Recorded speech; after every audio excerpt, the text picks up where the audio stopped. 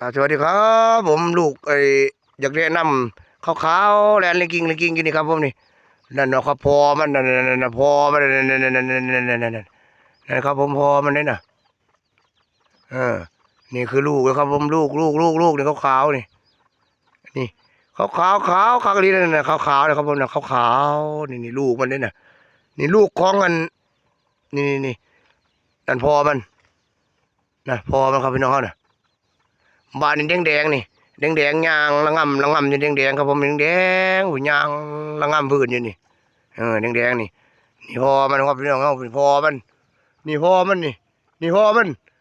เออแต่ว่าตัวนั้นบ่มีครับผมตัวนั้นบ่มีลูกมันได้อยู่นี่มันบ่มีลูกมันในตัวนี้ครับ